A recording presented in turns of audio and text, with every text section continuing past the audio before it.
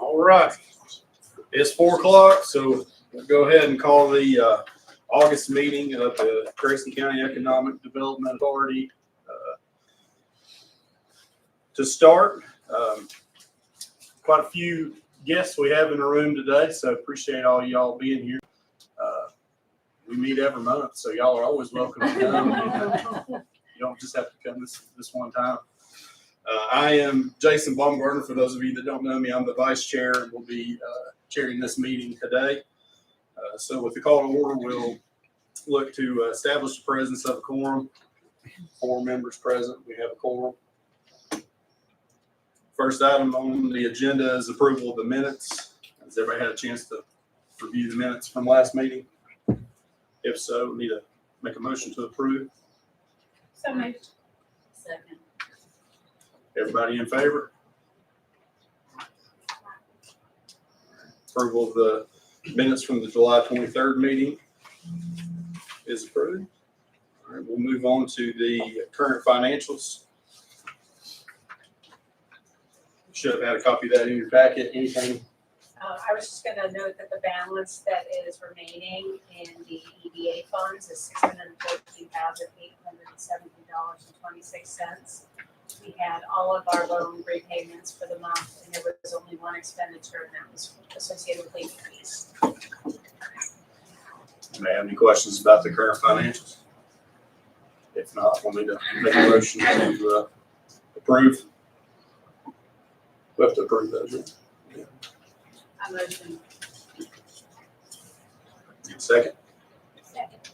All in favor, say aye. All opposed, nay. All right.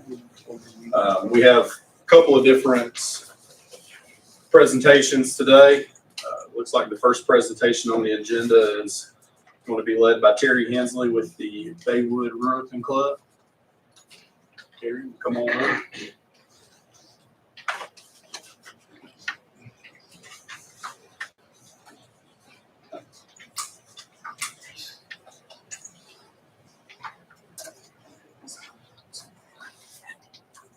So I'm Terry Hensley with Baywood Ruritan Club. I want to say thank you to everybody for allowing us to come today. I would like to read in the memo from our club to you guys concerning the Baywood property. To Grayson County Economic Development Authority and Grayson County Board of Supervisors from the Baywood Ruritan Club. Subject request for consideration of the Baywood School property. The Baywood Ruritan Club, established March 4th, 1953, is a community-driven organization dedicated to helping residents in need and addressing the needs of our area. Our ongoing mission includes providing scholarship, hosting benefits, and supporting local institutions such as the Baywood Rescue Squad, and we're committed to continuing and expanding the service to our community. We're fortunate to have the leadership in Grayson County that has historically valued the development, such as the community development, such as in Flat Ridge, Elk Creek, and the Providence area. We hope Baywood Ruritan Club can have the support and the opportunity to work with Grayson County Board of Supervisors and the Economic Development Authority to see this vision realized for the enrichment of our community. We would like to publicly request this property be given to the Baywood Ruritan Club so we can continue to support for our community. This would offer new opportunities for events and services, which is truly exciting to us as a club. This also helps enable the potential for child and elderly care through outside organization. Terry Gillespie, CEO of Rooftop of Virginia, is here today to speak about the potential for this development. The Ruritan Club is excited about the potential partnering with Ms. Gillespie and her organization, and would like to extend our appreciation to her for her commitment to partnering with the Baywood community. So thank you again. We also seek other organizations to partner with to bring services into the school. This will assist in the cost to maintain and further develop and modernize the school. We can assure this group that these organizations will be like-minded in serving the needs of our community. We're also committed that the community wishes, which will be followed through, that this property will not be used for data centers, housing, and drug rehab services. A few years ago, when the Jordan Stedham, that group came in and did some evaluations and some the studies on what we can do or what to help us move the project forward. We had community meetings where they took, this is what we'd like to have in the community. And that was what the community asked for. Baywood School has been the heart of the community for many years.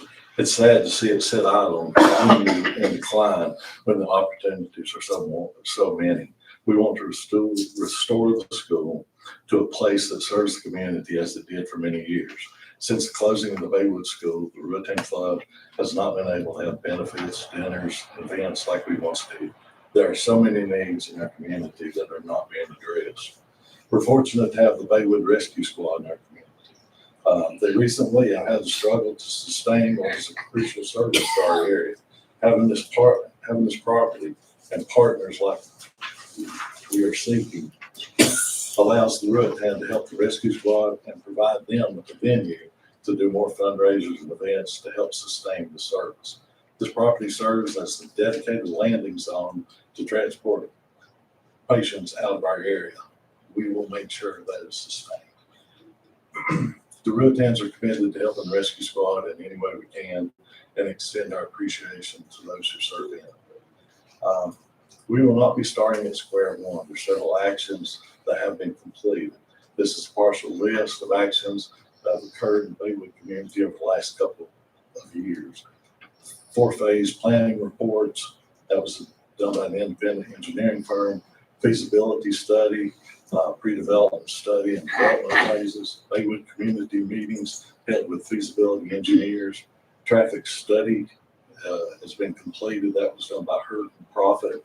Building code and code analysis, that was also completed by Hurt and Profit. Grant writer is committed and assigned to the Baywood group. The initial grant partners, agencies, and attorneys are engaged. I have this to give to everyone, but there's an illustration of what they came up with of how the property could be used. Doesn't mean that's how it's going to end up.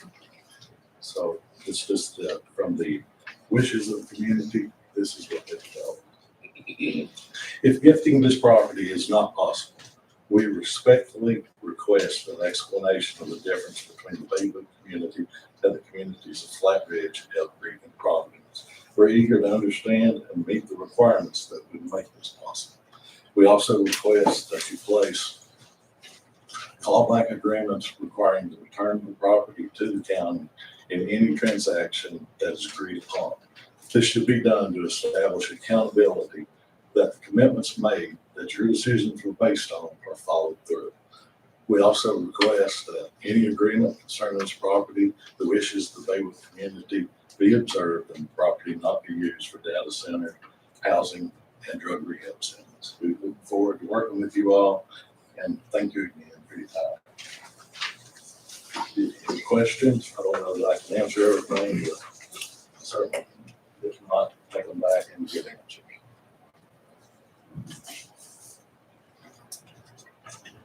I will also provide a letter that we provided at the Board of Supervisors meeting showing interest in this becoming a community center. So with that, thank you. Thank you, sir.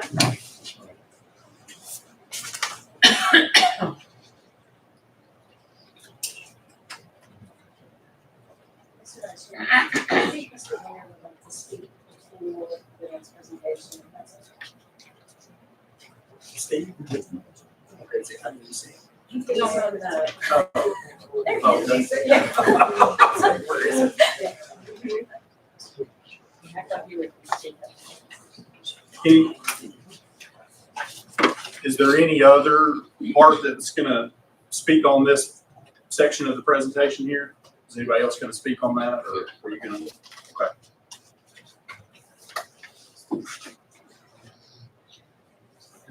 Hi, everyone. I'm Terry Gillespie from Ruritan, Virginia. I'm the CEO there, longtime employee. I know a lot of you in the room, so it's good to see some of you. I look forward to meeting the rest of you. I have been approached by the Baywood Ruritans and gotten to meet some of their members, and I really appreciate their time and including me on possibilities. So I have a memo that I have prepared for y'all today that I will leave with you, but I would like to just hit some highlights today, if that's okay. So the motto of Ruritan, Virginia is lifting people up and forward. And we do that through intensive and intentional services toward bettering the whole family. We also do that through partnerships with like-minded organizations and groups in our community. We have served the Twin Counties for over 60 years, Grayson, Galax, and Carroll, through various services, programs, and again, partnerships. We bring to the table proven ability to produce change for families. We have current funders, donors, and supporters that stand behind our mission and beside us in our work. We have the ability to access resources that other entities might not, and our board of directors has tasked me with securing opportunities to grow our agency and meet the needs of families in our community. They are supportive in moving forward agency sustainability and expansion. We've been looking for a forever home for childcare for about 3 years now. We want to combine 2 rented facilities into 1 forever home, and then also expand our current services to include more for-profit childcare services to better meet the needs of the county and the area.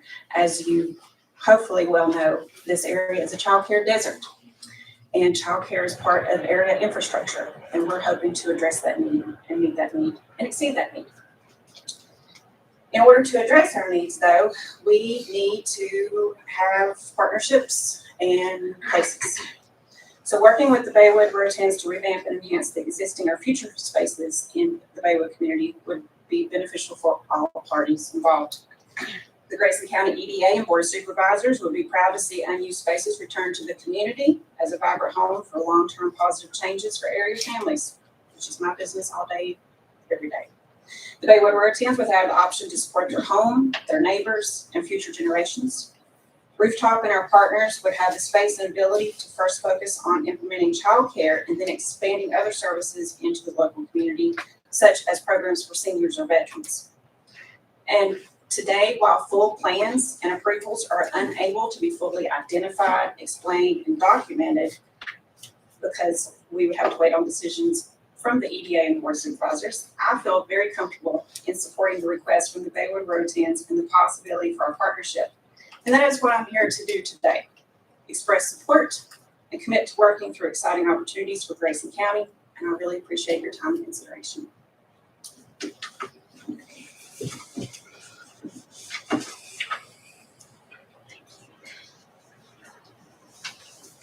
Steve, it's okay with you. We'll continue on with anybody that has any comment about this presentation. Is that okay? All right.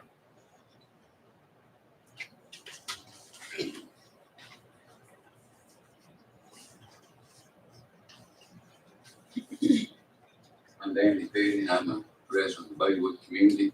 I've been a Ruritan. Next May be 50 years. Ruritan was started in Holland, Virginia. I think it's about 98 years with Ruritan. To let you know just a little bit about Ruritan, Ruritan. The first R, Ruritan's pledge to support. The U is urban. The R is rural communities. I is an N. T is times of need. The R, A is an, I'm getting sorry. Times of need. A, N is an. In the N in Ruritan, it's needs. It supports the needs through fellowship, goodwill, and community services. You got Mark's going to follow me. He's got a list of projects and things that we've done for many years. We probably don't have them all.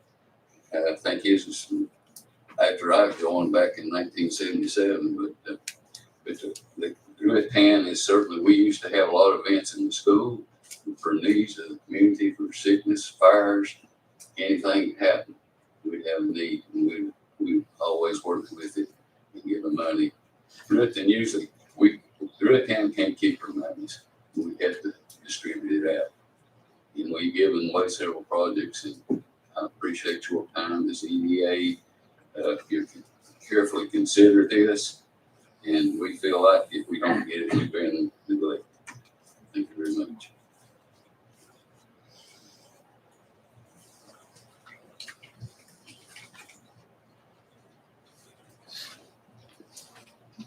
Thank y'all. My name's Mark Little. I've been a Ruritan member for over 40 years.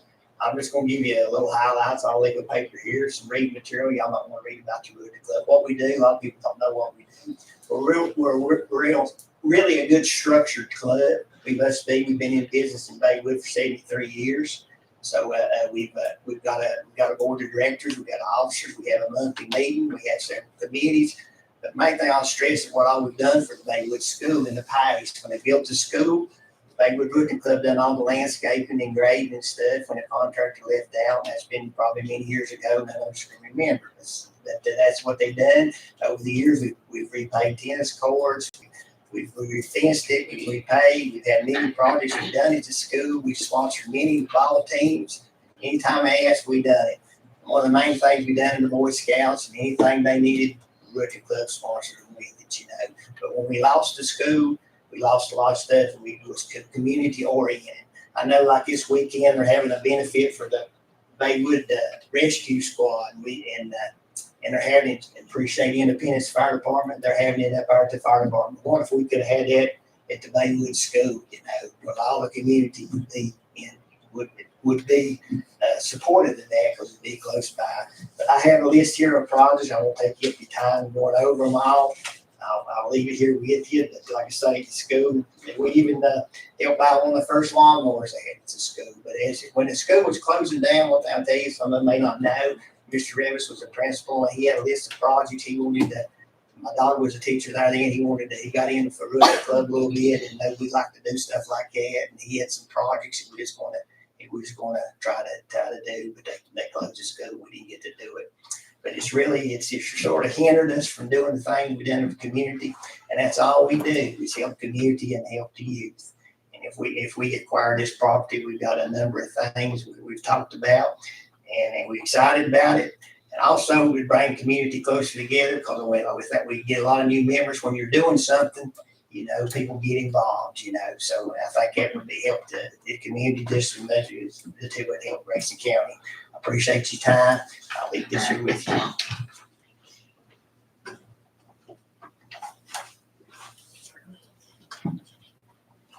Yeah, have anybody else? Charlie, I'm Charles Cox. I'm not a Ruritan, but my parents was a Ruritans for years and served with all these guys. I watched what they've done for many, many, many years and serving our community. But I'm here today to make sure you folks understand what the Ruritans mean to the Baywood Search and Rescue. I wore a shirt today that has our motto on it. It's neighbors helping neighbors.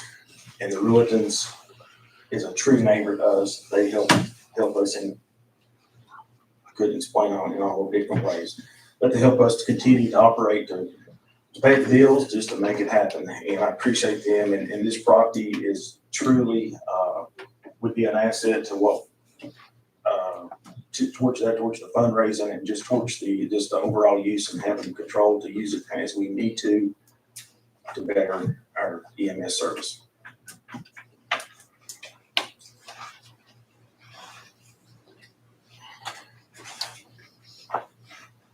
All right, we have anybody else that wants to speak on? Yeah.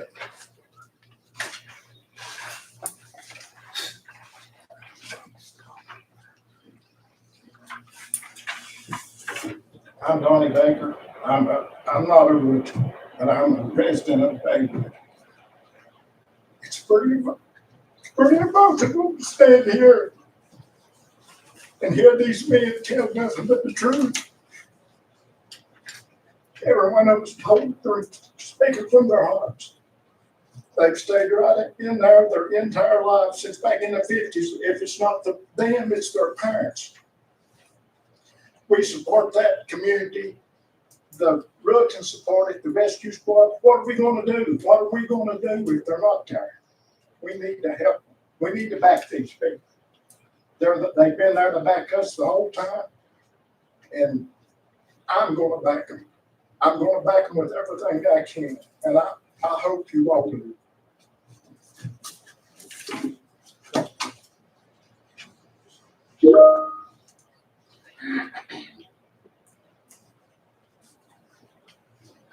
All right, Can I say one more thing? certainly. That property joins the Ruritan property. So, and Donnie's on the other side of the fence too, but, you know, it's closer to us than anybody else, you know, it's given away, and we'd like to have control of what goes on there instead. Some outsider gets it and just do anything and so choose. Just thought I'd let you know before you go.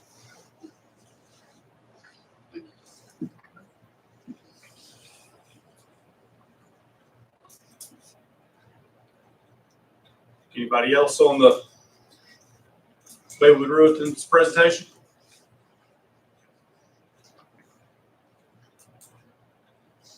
Okay. Appreciate all of you and your comments there. If we don't have any more on that one, we'll move on to the, oh, Mr. Boyer. Hey, can you hear me okay? You're a little quiet, but I think that's the best we got. Hold on, I Can can, you hear me all right? Can you hear me now? I can make sure. Hold on, give me once. Hang on just a second.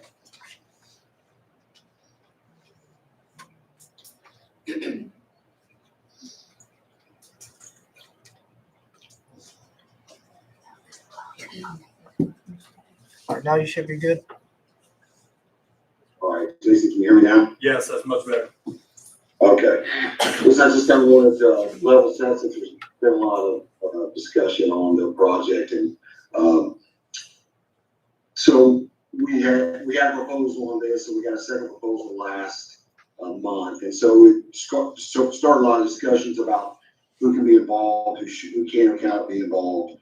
The chair, Mr. Belton, recused himself, and then Jason recused himself during that time. I think to be safe, he did. I had to reach out to our attorney and to Virginia has what's called a Virginia Conflict of Interest and Ethics Advisory Council. And so I spent some time walking them through the scenario as to what's allowed and what's not allowed. After we walked through Jason's situation, I called Jason back, and he's eligible to be on the board, and he's eligible to vote in this. And so that's why he's not required to recuse himself. Unfortunately, I am required to recuse myself because my wife I have a conflict of interest with my wife, and so it's a smart thing to do. I have to recuse myself from being involved. I'm not a decision maker, but I'm on the staff that executes whatever the board decides, and so that's why I'm not going to be part of closed session discussions. So Nikki's here. Nikki's going to lead the discussions on it, and after talking to the Ethics Council, what they recommended, which is what we're doing, is having both parties provide presentations, and then the board can conduct a series of discussions after that, and we can decide.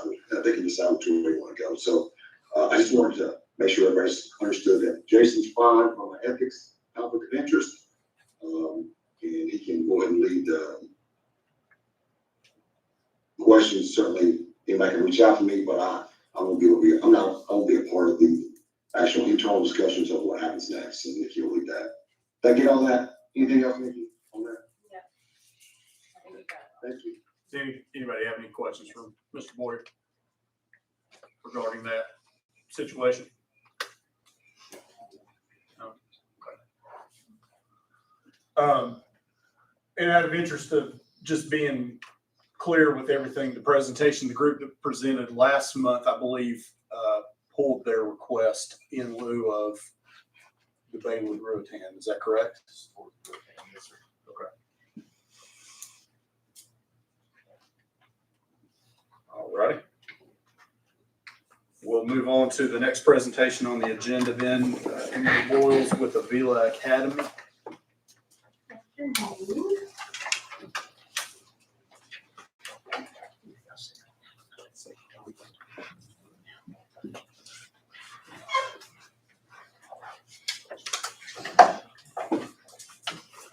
Good afternoon. Thank you for giving me and us the opportunity to share our vision with you for revitalizing the Baywood School.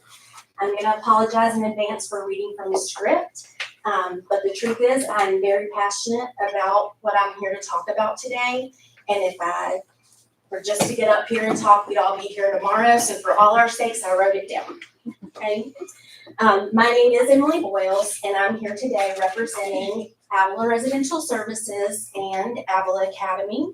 I'm currently the Director of Human Resources for ARS, and as Avila Academy moves towards opening, I would move into the role of Chief Operating Officer and full-time school leadership.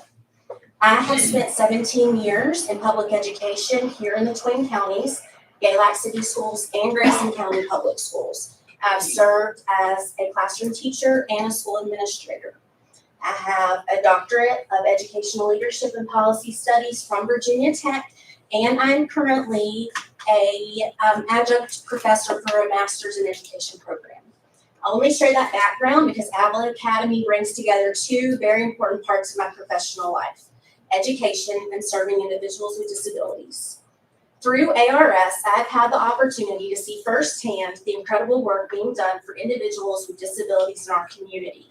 And through my years in education, I understand our schools, our educators, our families, and the challenges they face when a student needs a level of support that simply is not available locally. Our executive director at ARS and CEO of Avila Academy is Nick Avila. Unfortunately, he could not be here with us. Prior to this meeting being scheduled, Nick had already made plans to take one of our current residents through ARS on a bucket list trip to Disney World. So while we're here talking about our vision for serving people with disabilities, Nick is actually out there living that mission. I think that tells you quite a bit about who we are as a company and who Nick is as our leader.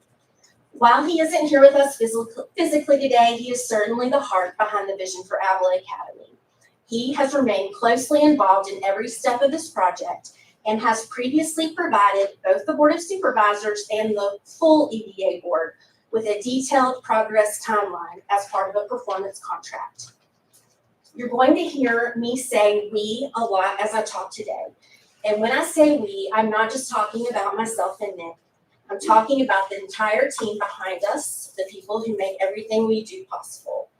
Those of us here today, and there's quite a few, but we represent a small percentage of a mighty force behind this vision. This school is our next chapter, but it's being built on the strength of our entire team. Today, we are asking you to consider allowing us to purchase the former Baywood School property and turn it into something that can once again serve children, families, and this community for generations. We don't expect you to make that decision based simply on our enthusiasm for this project. We want you to understand the need, the plan, and the people behind it.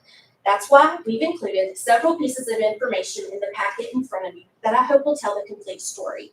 So there's either a blue or a green packet in front of you. On the right side, you will find a copy of the full feasibility study that I will be discussing today. On the left side, you will find letters of support from local school leaders, community members, and families who desperately need the service now. I've also included something that I believe is equally important: letters from current ARS employees. I wanted you to hear directly from the people with boots on the ground, the people doing the work every single day. Their words will give you a better understanding of who we are as a company, how seriously we take the responsibility of caring for the people entrusted to us, and the culture we intend to carry forward into Avila Academy. Because today I can give you statistics, I can show you enrollment projections, distances traveled, service gaps, economic impact, and the results of our feasibility study. And I will show you those things, but numbers only tell part of the story. The numbers and data will show you the need.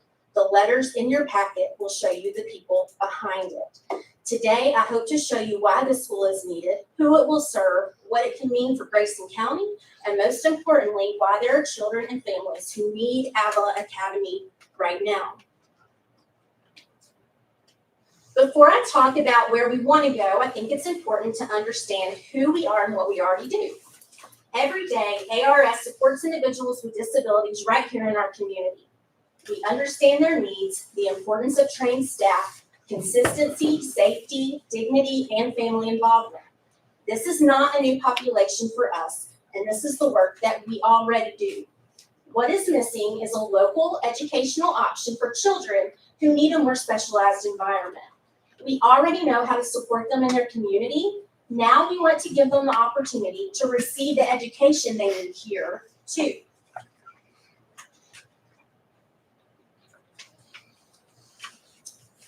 Before I show you what we envision for the Baywood School property, I want to show you something that I think is really important, and that's what we have already done. At ARS, we're no strangers to looking at an empty building or underutilized property and seeing what it could become. Our first example started as an empty restaurant. We took that space and completely renovated it into functional office space for our growing organization, along with an event and training space that we use regularly. But probably the best example of what we're capable of is the agency. What was once an empty bowling alley is now a thriving adult group day program serving individuals with disabilities in our community. The transformation was significant, and we're incredibly proud of the quality of the space that we created. In fact, during a recent visit, one DBHTS licensing agent said it was the best group day he had seen in the state of Virginia, and we're still investing in it. Construction on the exterior is currently underway, so what I'll show you today is a rendering of what the completed exterior will look like. I am sharing these projects with you for a reason. When we talk about renovating Baywood School, we're not asking you to simply trust what we say we can do. We're showing you what we have already done in our community. We've taken empty buildings, invested in them, transformed them, and put them back to work serving people in this community.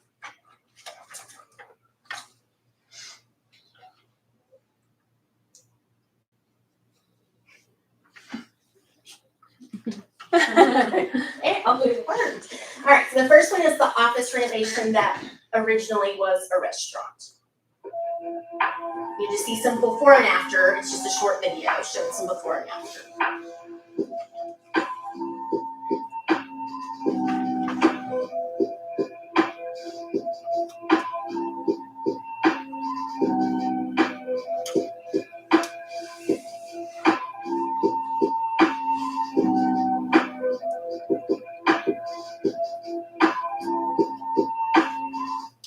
It's hard to see in the video, but the whole back area is completed office space. That what was the kitchen was completely gutted and turned into 2 offices. Okay, this is a rendering of the outside of the agency.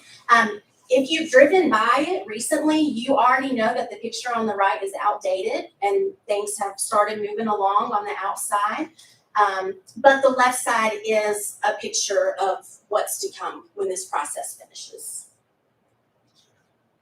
And the last is the inside. So not many people have had the chance to see the inside transformation, but this is also more of a before and after.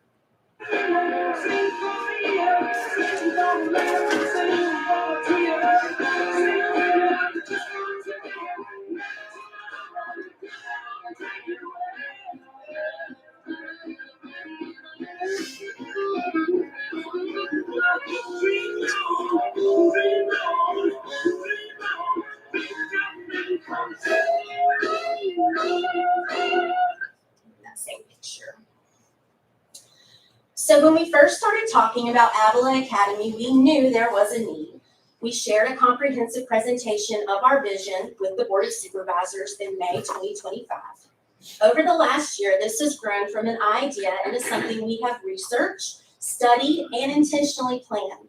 What we see before us now is an opportunity not only for local children, but for Grayson County as a whole. Baywood already has a history of serving children. We are not proposing that this building becomes something completely foreign to this community. We are proposing that it once again become a place where children learn, grow, and are given opportunities. It would simply serve a population of children whose needs are often difficult to meet in a traditional school environment. The project began because we kept seeing the same problem. Families and local school divisions need more options. When a child's needs cannot be met in the traditional classroom, the options available locally are extremely limited. In some cases, students travel significant distances. In others, families find themselves without an appropriate option at all, and their child ends up in a residential setting on the other side of the state, where they are completely separated from their community, their family, and everything that feels safe. When we talk about the future residential component at Avila Academy, we are not talking about dormitories. We are not talking about institutional housing. We are not talking about a residential facility. We are talking about high-quality single-family homes, homes that look and feel like the homes already throughout the community. I would encourage you to drive through the Fox Run community in Galax and try to guess which of those ARS properties are group homes. The truth is you can't. And that's intentional. They are part of the neighborhoods and part of the communities around them because inclusivity is at the heart of what we do. One of the most important steps we took was making sure this project wasn't based simply on what we believed or what we were hearing. The Wellspring Foundation of Southwest Virginia funded an independent feasibility study, which allowed us to hire the avian advisory firm to take an objective look at the need, demand, funding, competition, and long-term sustainability of this project. That outside investment and independent validation were incredibly important to us because we wanted to know that the data supported what we were seeing in our own community. I'm going to go over some findings of the feasibility study, but you have the full copy of that in the packet if you wanted to look through it. So this study answered one of our biggest questions. Is there truly a need in our region, in our county, for Avila Academy? Avian's answer was very clearly yes. One of their strongest findings was that Grayson County is recommended as the central regional hub for these services. That matters because this isn't intended to serve Grayson County alone. When you look at the needs of Southwest Virginia collectively, there's a strong and sustained demand. The study also confirmed a significant shortage of both private day and residential options. Too many children are currently having to leave their home communities simply because the services they need aren't available here. Avon recommended that we grow responsibly, beginning with the private day school, and once that is established and sustainable, moving into the residential component. They also validated the type of program we're proposing, one that addresses the whole child through education, behavioral and therapeutic supports, counseling, and life skills. Their analysis showed particularly significant need among students with emotional disabilities and autism. And importantly, they looked at sustainability. The study found a favorable funding environment, including continued growth in CSA funding and spending for specialized placements. So when you take all of the data and recommendations in that big feasibility study and boil them down, the message is really pretty simple. The need already exists, the students already exist, and the funding is already being spent. The opportunity before us is to keep more of those children, services, resources, and funds closer to home. And Grayson County is positioned to become the regional hub that makes that possible. We have also, from the beginning, been communicating directly with local school leaders throughout this process because they are the ones seeing these needs firsthand every day. Several have shared their support for this project and the need for additional specialized educational options closer to home. We've included letters of support from local school leaders in your packet. There's one from Grayson County School Superintendent Kelly Wilmore and one from the Director of Special Education in Galax City Schools, Jessica Wolford. We put those in there so you can hear directly from them. They are working with these students and families every day. Their voices are important because they reinforce what the feasibility study tells us through data. There is a need our local schools are already experiencing. Our vision isn't to duplicate what public schools already do well. Avila Academy is intended for students who need something different. Smaller environments, individualized instruction, behavioral support, therapeutic services, life skills, and a team that can work around the needs identified in that child's IEP. Baywood School makes sense because so much of what we need already exists here. It is a school. It was designed to educate children. There are classrooms, a gymnasium, cafeteria space, outdoor space, and room for us to grow. Rather than starting from scratch somewhere else, we have the opportunity to breathe new life into a property that already means something to this community. You can hear what it means to them. We know that, we feel that, we want to be a part of that. This school was built around community, education, opportunity, and caring for local families. And those are values that closely align with ARS and our vision for Avila Academy. We aren't looking at Baywood as just a place to operate a school. We want to become a part of Baywood. And part of being a good community partner is supporting the people who are already taking care of this community, the same way that we already support the Galax Fire Department annually. Our goal isn't just to invest in the Baywood property, it's to invest in the Baywood community. Now, when we're talking about the economic impact of Avila Academy, it's not just the creation of a school. We're talking about an opportunity to keep more of our resources right here in our own community. So right now, when a student requires a placement that isn't available locally, there are costs that go far beyond the tuition. There's transportation, staff time, vehicles, fuel, and the hours students spend traveling outside of our area to receive services. And I'm not just talking about the transportation demands for the child, but also for local agencies like DSS employees who are tasked with completing in-person observations of those students. Sometimes our Grayson County, Galax City, Carroll County DSS employees spend 2 or 3 days on the road visiting our kids. You know, that's resources we're losing right here at home to drive up the interstate and check on our kids when they could be right here.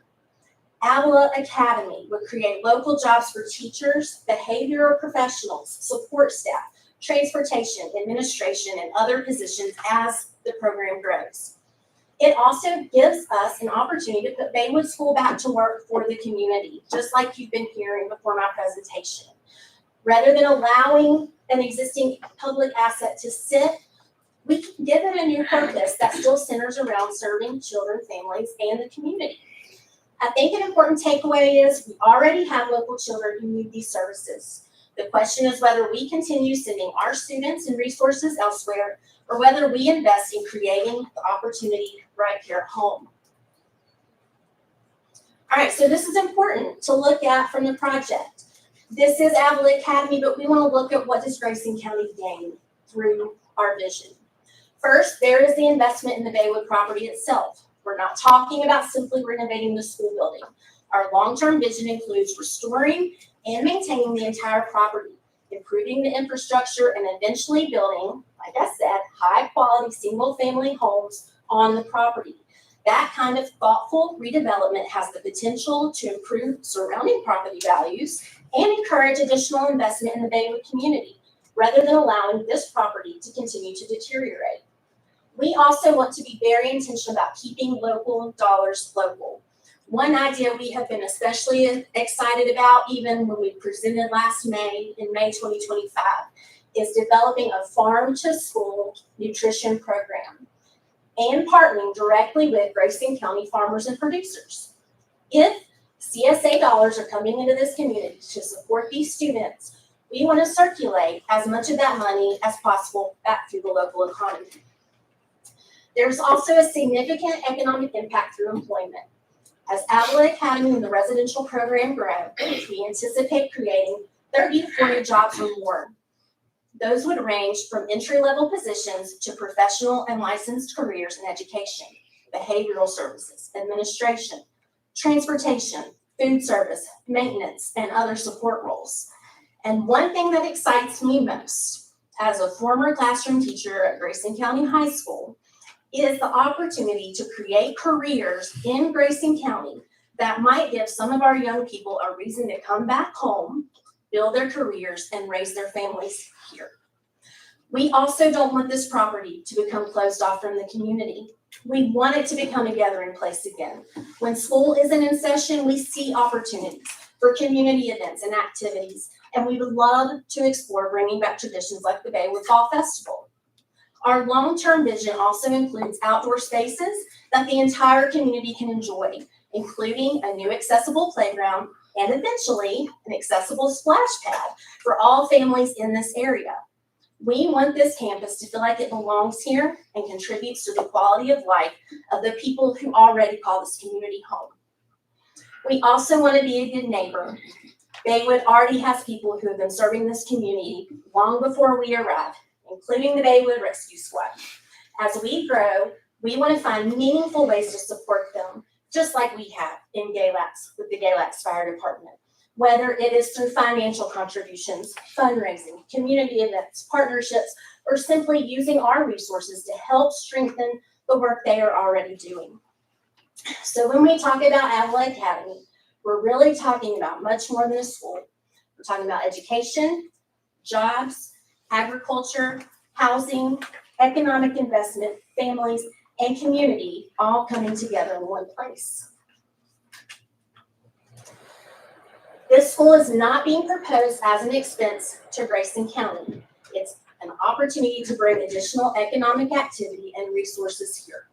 So the funding used to educate students in private day placements already exists within established education and special education funding systems through local CSA funds. Avila Academy would create an opportunity for more of those dollars to be spent locally rather than following students to programs outside of our area. Additionally, for the students coming to the school from other localities, they bring their local CSA funds with them to Grayson County, so the money follows the student. In fiscal year 2025, Virginia spent nearly $270 million in CSA funds on private day special education alone, an increase of nearly 38% in just 3 years. So what I'm telling you is the funding is not theoretical and the expenditure is only growing. Virginia is already spending hundreds of millions of dollars every year to provide these placements. The question for our region is whether we continue sending our students and those dollars elsewhere, or whether we build the capacity to provide those services closer to home and bring CSA funds from other localities to us. I promise you, this is not about us taking a piece of Grayson County's pie, bringing a bigger pie to Grayson County. One of the questions we know will come up is how we plan to fund the development of Avila Academy. Our approach is intentionally diversified. We do not want this project to depend on one funding source. We plan to combine organizational investment, private support with grants, foundation opportunities, and regional partnerships. The Wellspring Foundation has already shown us financial support and interest. I also want to be very clear about one thing. Regardless of what outside funding or financial support we receive, Avila Academy is happening. Additional funding may allow us to move faster, may allow us to expand sooner, but it does not determine whether we move forward. We are committed to this project and to using private funding to help develop it. So once the school is operational, the financial model becomes much different from what I was just talking about. This is where it's important to remember that the students we are going to serve already exist. The services they need are already being funded. In some cases, those services are simply being provided in Whitful or even farther outside of our immediate area because there's not an appropriate local option. So students are not simply enrolled in a private day school because a family chooses one. That's not how this works. These placements are based upon the individual needs of the student through their IEP process in their local public school division. These services are funded through local CSA funds. So rather than sending, like I said, our local funds elsewhere, we would keep them back here to cycle into our economy.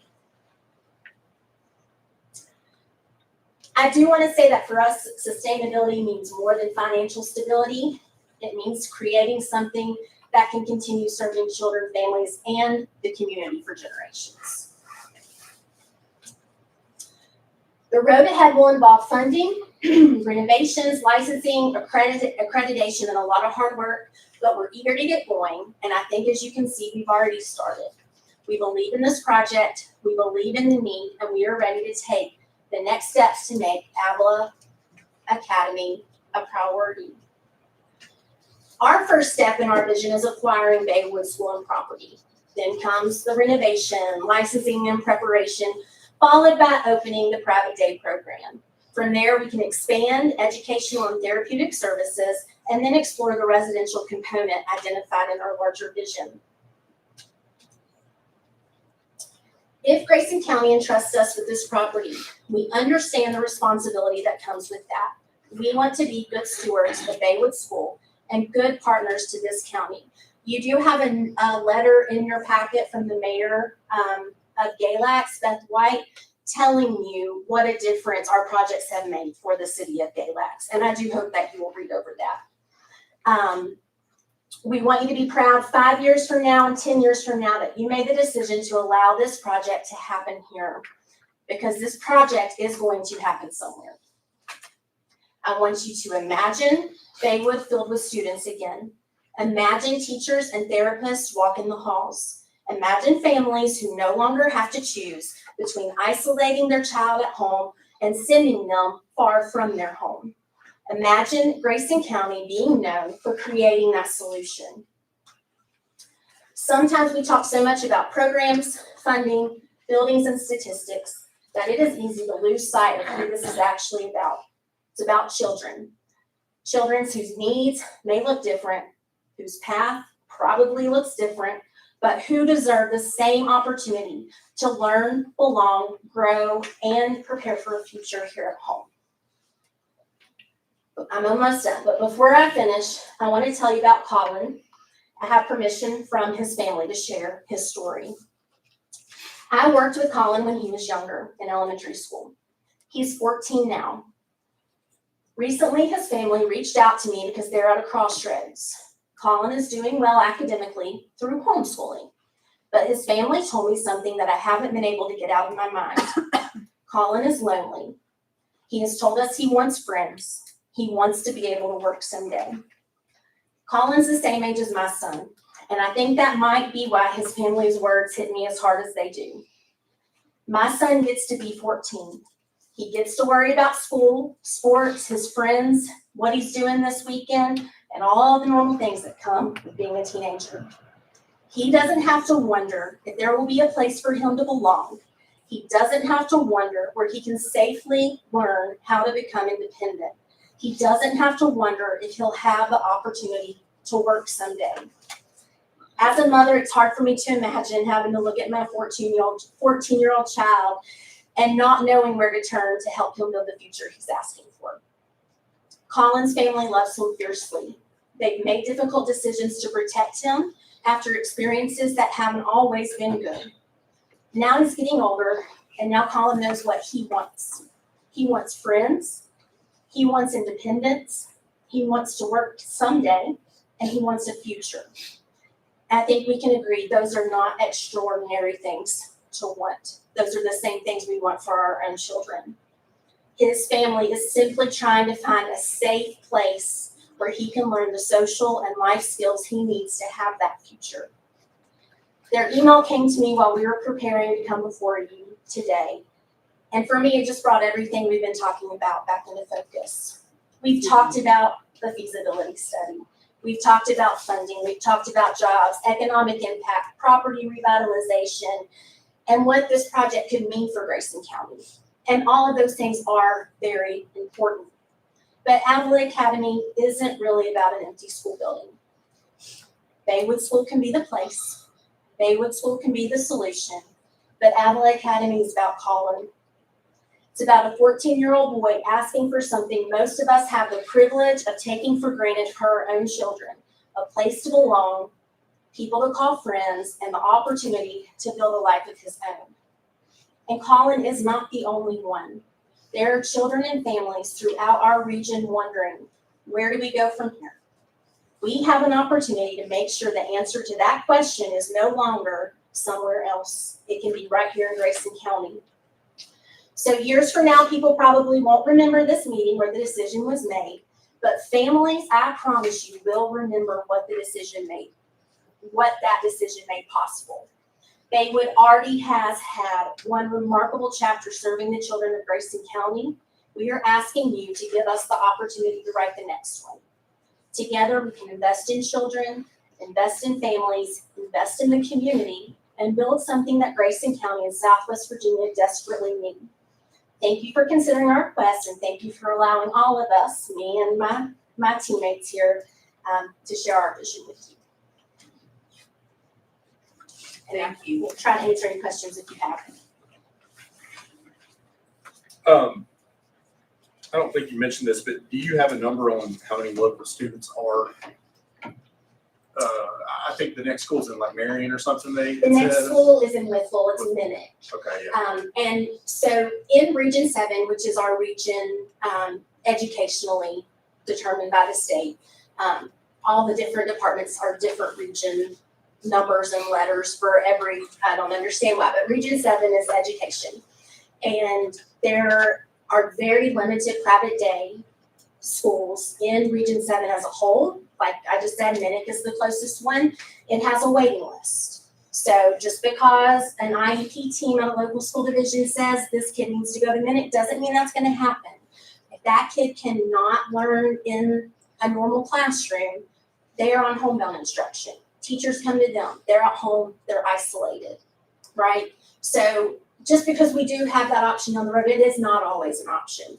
And in Region 7, there are no residential placements. So if a child needs a residential placement and also needs a private day school setting, they have to go somewhere else. So we're not just talking about kids here staying home. We're talking about a kid from Bristol who can come here and learn and live and be an hour and a half from home, not 7 hours from home. Does that answer your question about, and the numbers are in the feasibility study. There's a number broken down by county and city. 298 Grayson County.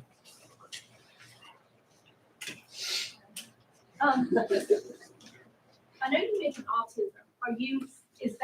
Is there going to be like an autism wing for kids to go to during the day, or because autism is not the only thing that you do? Absolutely. So it is any child with disabilities whose IEP team feels that we can best serve their needs. So it is not just autism. Autism is just the high need. Okay. Typically, that's what you hear. Autistic students have a hard time in a traditional classroom, whereas students who are maybe nonverbal, in a wheelchair, they might not be such a distraction. But, we want them to at Avila Academy. But it all comes down to what their teachers and their educators in the public school think that they need and would benefit from.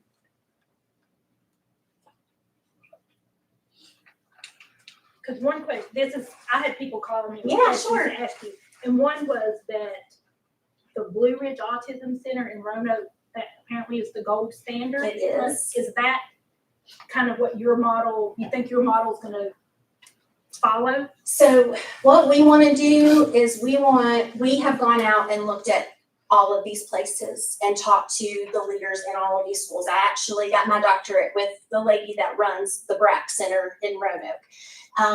And we want to take the best things they've done and develop them with our own vision.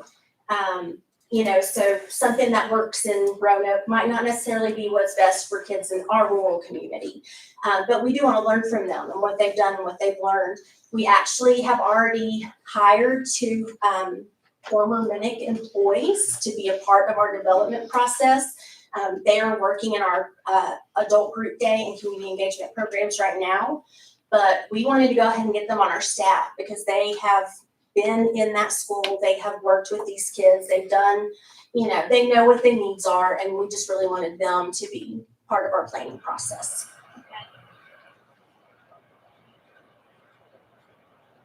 had other questions. the only one asking. Go ahead, questions. no, please ask. So, because I don't know about this, so Right. these were people reaching out to me. And that's why I hated the presentation being so long, but I know if you aren't in education, you don't know how this works, like the CSA funds and the parent can't just choose to send their child there, And I may not even understand the question. Okay. But I was told to ask about your format curriculum for the center, what your plans are for that.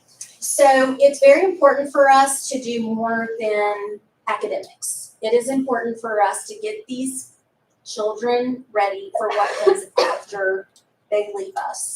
And I think, if you ever stepped into our boot camp program, you would see a lot of the same things. We're teaching them how to live independently, cooking, cleaning, how to make their bed. We have a whole room in the agency that is just a bedroom for them to learn how to hang their clothes up, how to make their bed. Those are the types of life skills that they aren't going to get in a public school, but we can provide that to them. So it would be also academically, there would be an academic curriculum depending on what their IEP states. And that's the biggest thing with a child who has an IEP and is in special education, is that IEP team really determines what they need, sets their goals, and then the team uses that information to build what's best for them.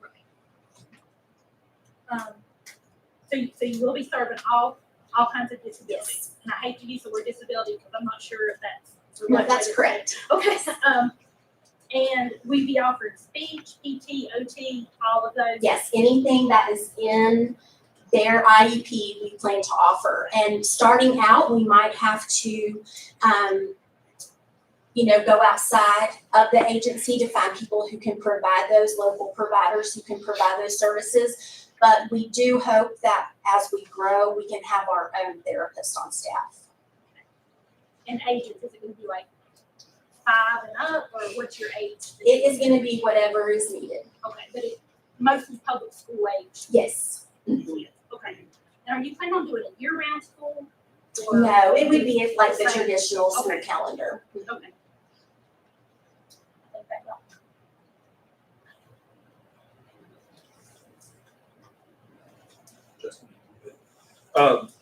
Feel free to not answer this question, okay? Uh, Well, I was just curious, you had mentioned that the plan's moving forward no matter the decision that is made by the EDA board. Do you have an alternate site kind of spec'd out? That's why I said, please feel free to not answer. We have looked at other places. We came here a year ago, right, in May 2025, and presented something similar to this, but we've come a long way in our development since then. And as we waited, we realized maybe we need to look at other options. So, there are other pieces of property where we can build. We feel really tied to that Baywood school and community because it is in such a great location, and Grayson County can benefit from it so much. But if we are not entrusted with that property, we will find somewhere else to make the school In the reality In the Twin Counties or? in the Twin Counties. Not necessarily Grayson County, but in the Twin Counties. So just remember, Grayson County is already spending these funds. These CSA funds are already being spent somewhere else. Right now, you're sending them to Whitfield, you're sending them to Northern Virginia. If we get the Baywood school and have the school here, you have the opportunity to keep all those here, circulate them through the local economy. And can you explain how that works, like how the CSA funding? Sure. So the CSA is Children's Services Act. I think it was like 1992 founded, and it is for at-risk students with disabilities, students who need services that they can't provide themselves or that their families cannot provide themselves. So what happens is usually, and it's not always the case, but usually a parent is working with a member of the school. They see they have this need for a private day placement. The school recommends this in the IEP. Then there is the FAP team, which I'm not sure if you've heard of, but every city and county has a FAP team. And they are the team that makes the decision of, are we gonna move forward with this? Is this something they really need? It's hard to say no because the team has said that this is what they need. I served on the FAP team in Galax City when I was the elementary school principal over there. So it's like a once a month meeting. You sit, you get all of these recommendations, suggestions. This is what these kids need locally. The FAP team discusses, talks about, where this could happen, if this is even feasible. Try to work with the school to find somewhere as close as possible. I do know when I was the principal at Galax Elementary, we lost a kid out to the Tidewater, in the same situation. And so then the FAP team sends that on to the CSA, the CPMT team, and then they approve the funds. But they're already there, they're already being spent, and they're provided by the state. I have a question on the phase 2 side of things with the residential. Can you explain sort of how that works a little bit better so we have a better understanding of that? As in, I think I've been saying, is it Avila? Avila. Okay. Avila. Avila. I've been saying it wrong. Avila. They would construct properties, and in essence, these would be rented out to these families that have to live there until they age out of the system, or okay. So we actually are already licensed through ARS with a children's group home, and there's really not that many in the state. Nick probably gets 5 emails a week saying, "Do you have a placement for this kid? They need a placement now." And I'm giving you more information than you're asking for, but there's a reason for it. We have our current children's home, and we have a child who's in it from Buchanan County.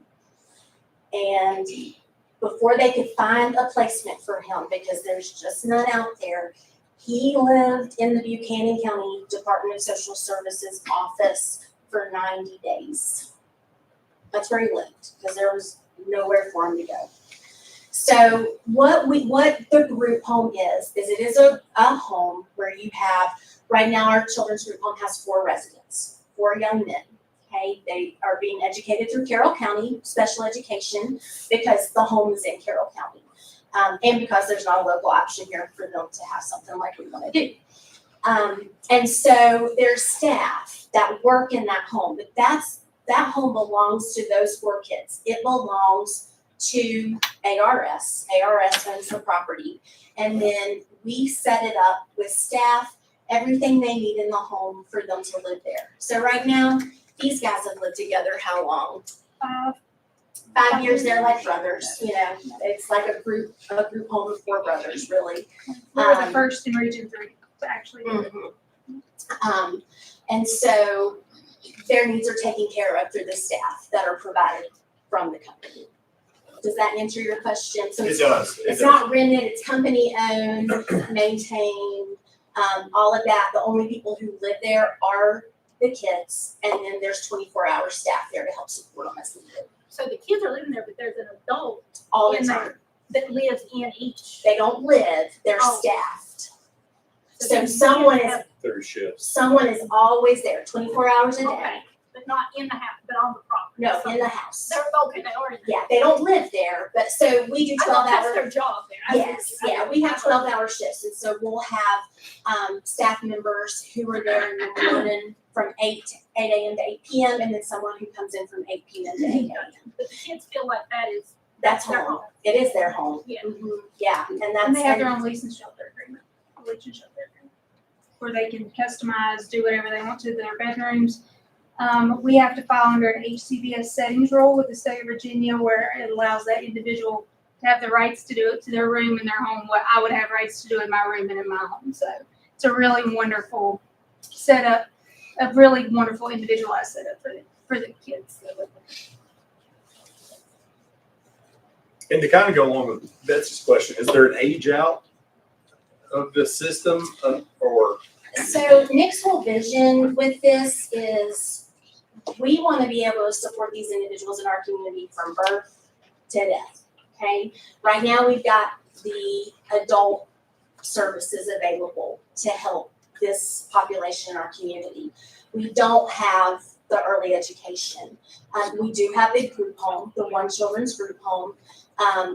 But the goal is that, and this children's group home, I think this will answer your question, is about to be turned into an adult group home. So all the kids in it have now aged out, but they will all stay in that same home.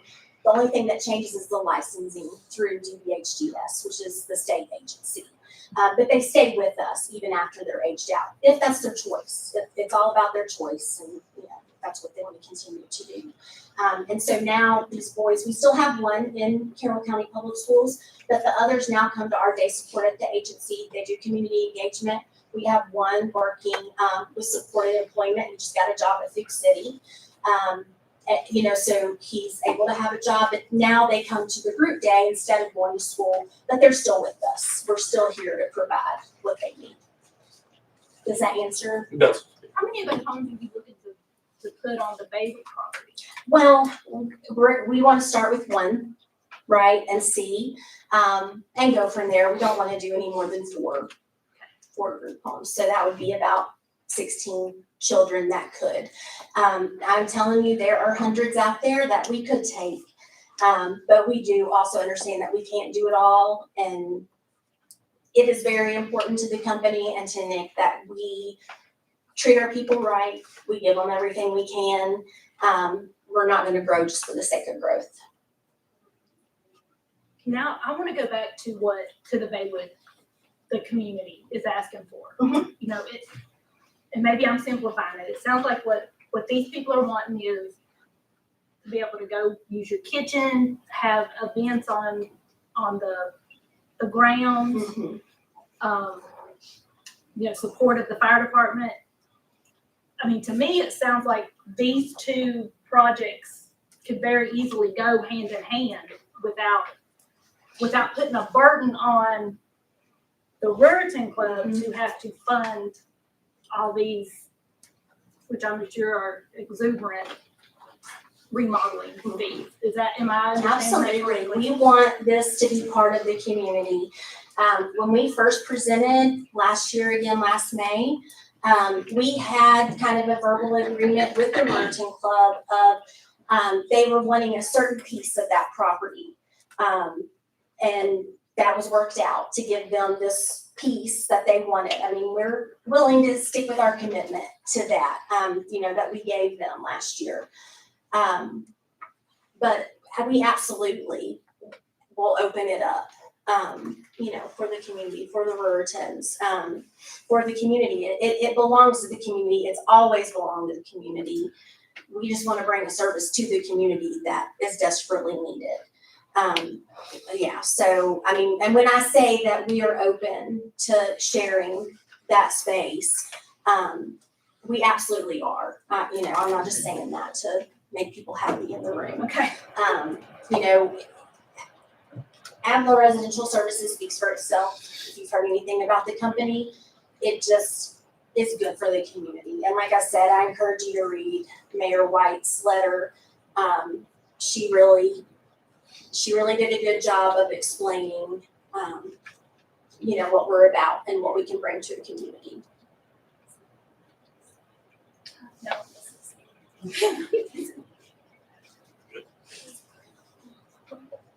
All righty. All Thank right, thank you. you. Do we have anyone else that wants to speak on the Avila Academy? I think I'm the only one. Okay. I mean, we'll answer any questions you've got. I think Emily done spoken on tonight for this. She's done a wonderful job.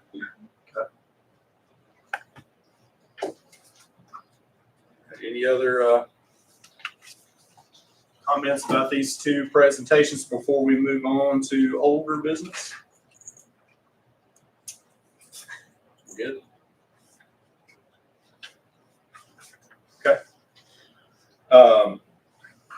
I guess I'll just speak to the EDA process a little bit since I have you all here in the room. The EDA goes through their, the new business, the presentations, obviously, then we settle the old business, and then we will go into executive session. which is not open to the public for discussion. So no decisions or anything will be made here this evening today. Unless you come out of executive Unless we session. come out of closed session and a motion is made. So that's just sort of how the process works, if anybody was curious about that. We also have a public comment section. Okay, we do, all right. We'll follow the agenda then, or do we wanna, we can't change the agenda, right? No. Okay. Yeah. We'll follow the agenda then and move on to the old business, which we have on here as the Country Sisters. At the last meeting, Mr. Boyer was tasked with going out and speaking to the sisters and about the equipment. And he potentially thought maybe some of it could be repaired. And it turns out they had people come in and look at some of the equipment, and now it's going to be replaced. So it's not much of an update. We're still going to be working with them. I know they still are interested in either a grant or a loan or a combination of both. But their intention originally was to open in August, which is now delayed a little bit. That was the update. Has it changed their ask? Not so far as I know. Which their ask when they were here last time was 75,000.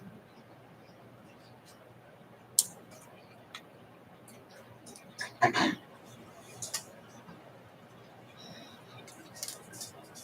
have any questions about that? Okay. All righty. Move on to new business done as listed on the agenda. So we have none.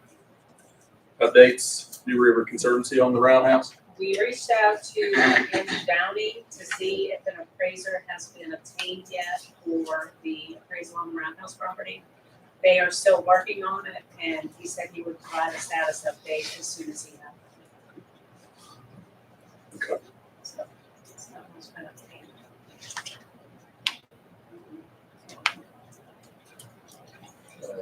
EDA member time, no one had anything on there. Anything come up since? No. No informational items. Okay, now we are open to public comment.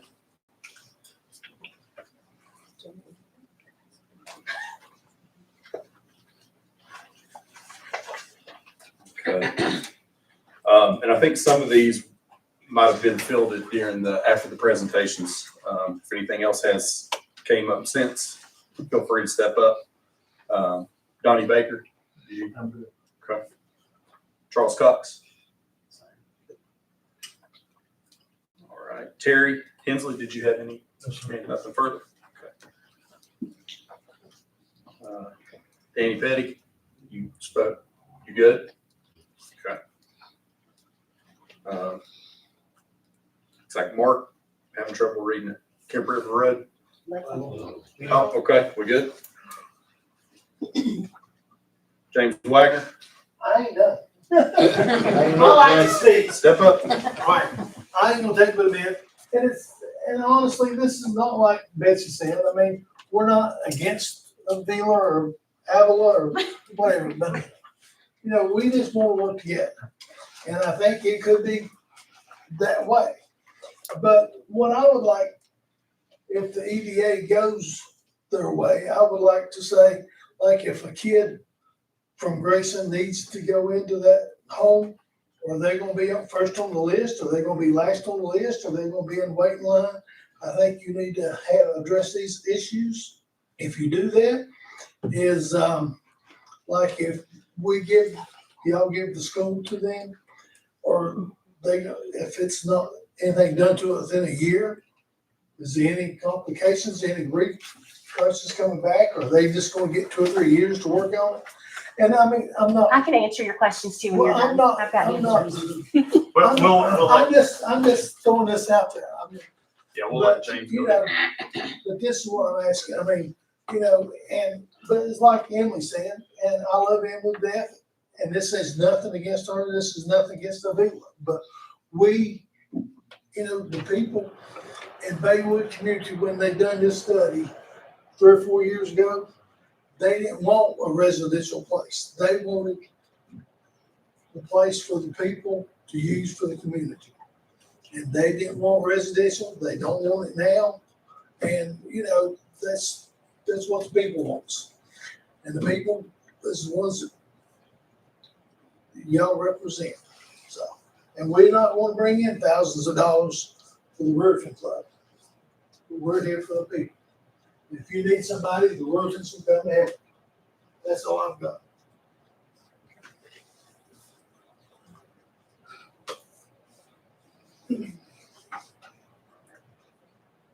Are we allowed to let her respond? That's okay? That should be okay, right? I'd really like to hear what she's got to say. I'm okay. Is it? I would. Yeah. We get along though, it's okay, right? We'll still get along after. Yeah. So, I did talk about in my, presentation, the performance contract, that Nick had previously provided to the Board of Supervisors, and I believe you all have seen it also. And in it, it has a timeline of, what has to be done, when it has to be done by, and we have offered money to buy this. And in that contract, it says that if we do not uphold our end, that money's gone, it's the county's. So that's, that's we're invested in this. And I do hope that my explaining of what the residential factor does help ease some of those concerns, because I know people are familiar with the training center. That's not what we're bringing here. We don't want our kids to live in that. We want them to live in a home where they feel safe and feel like it's theirs. So Is there a preference for county residents or? we are here for local kids. So our local kids in the Twin Counties come first. We are here for Grayson, Galax, and Carroll. And we are able to sustain more than that, okay? But our passion is for our local kids in our local communities. Okay. And you have you have a couple more letters, in your packet from local families, who have children with this need, in this community. Overall, how many kids do you think you would support? Well, like I said, we're not gonna grow just for the sake of growth. And so we do wanna start small, with just our local kids. And then, In that one Right. package you give us, say somewhere in the neighborhood of 1,100 to 1,200 kids within these three counties. but those don't all need the private day placement. So those are the number of children who receive special education services. But many of them are served perfectly fine in the public school system. We're just talking about the ones who are not currently there because they're either traveling to Whitful, they're in a residential setting somewhere else in the state, or they're on homebound instruction because there's not a in Whitful. So we want those kids back home. Alrighty, Terry Gillespie. Right. That's everybody that was listed on the public comments sign up sheet, I believe.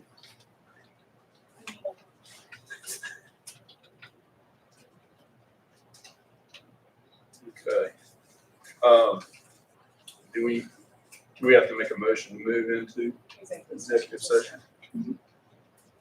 I motion that we move into executive session.